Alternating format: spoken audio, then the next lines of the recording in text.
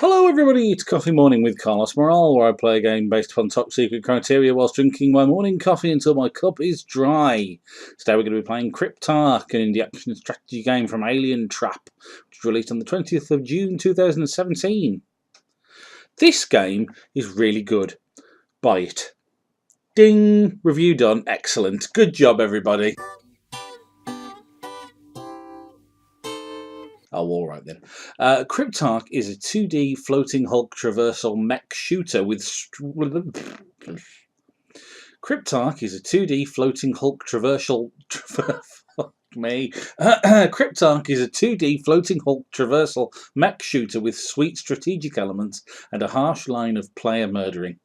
You are part of a space salvage team who are under contract to explore derelict spacecraft, salvaging alien tech and generally pulling the innards out of what you find. Unfortunately for you, whilst the ships themselves are abandoned by their crew, the tech stations are still active, pumping out security drones and generally treating you like a horrible invader that needs to be smashed, sliced, squashed, burned, rammed, and otherwise annihilated. Handily, you didn't just show up to the operation with a screwdriver and good intentions, you also come equipped with a machine gun, shield, ramming spike, and a set of grenades with which to defend yourself. Better still, as you move from ship to ship, you'll find some sweet tech upgrades, giving you access to more fun toys that make your job more fun and stop your suit being turned into robo dog food. And that's going to happen fairly frequently. The spacecraft themselves are full of murderous flying dudes that will leap out of nowhere and annihilate you before you can say, oh, what's something that you can say really quick? I'll tell you something that you can't say really quick. 2D floating Hulk traversal mech shooter with sweet strategic rather than that seems really difficult. In any case, Cryptark is a fantastic indie title. Looks it's not hugely graphically impressive, although there is a lot going on screen at any one time. In fact, one might almost say there's sometimes too much, and it's possible to lose your ship in all the goings on and explosions and what have you.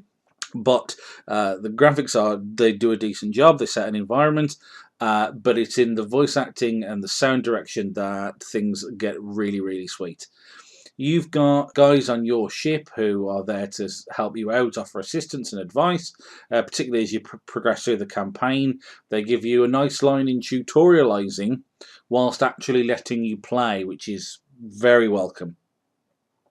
Furthermore, talking about sound design, what's particularly good is the transition from when you first fly your mech from your spacecraft to the Hulk that you're exploring.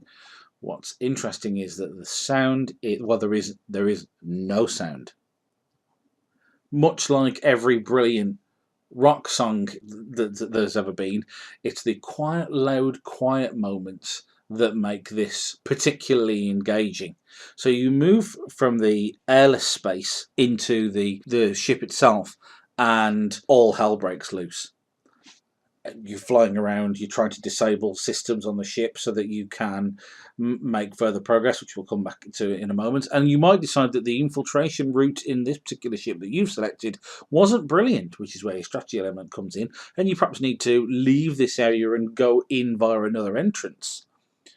Once you breach the outside again, everything is deathly quiet until you make your way in through a different door, and all of a sudden, whiz bang, pow, and so forth. It's really well constructed in that way. I was talking about the systems on the ship and what you need to do in order to progress.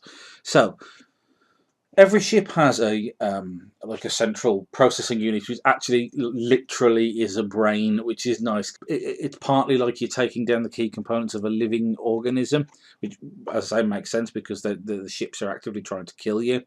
So the brain bit needs to be taken down, but in order to take down the brain bit, you first of all got to find and disable the shield generator. In order to get to the shield generator, it's a good idea to try and knock out the drone creation units and the security system. The way in which you do this requires some strategy. You need keys to access significant areas of the ship. So your route needs to take these keys on board, but you also need to think about acquiring alien tech. And you also want to plan a route that's going to involve you picking up extra health possibly, or ammunition en route. So you don't try and end up tanking on the ship with 3, shotgun shells and a half grenade, which is a waste of everybody's time. I found the control system to be solid. Some people have complained that they didn't experience that same enjoyment in the gameplay. I'm surprised at that. As I say, you can at times get your ship lost somewhat in what's going on the screen, but again, that's down to the way that you approach the game. If you go in gung-ho trying to blaze everything away, you're going to get in for a bad time and you will get swamped by enemies on the screen. But if you plan your route out, think about where you need to go, think about the best way to get there, what defences you're likely to encounter on the way, and perhaps invest in equipping your mech suit with weapons that don't cause a lot of noise, for example, and alert nearby enemies. Then you'll find that you have a better time of it. So yeah, looks like a straightforward 2D space shooter, is actually quite a strategic and well-designed bit of indie blasting fun. Thank you ever so much for watching today's coffee morning video with me, Carlos Morale. If you have enjoyed it, please don't hesitate to leave a like where you found this video, and I trust I can see you again next time.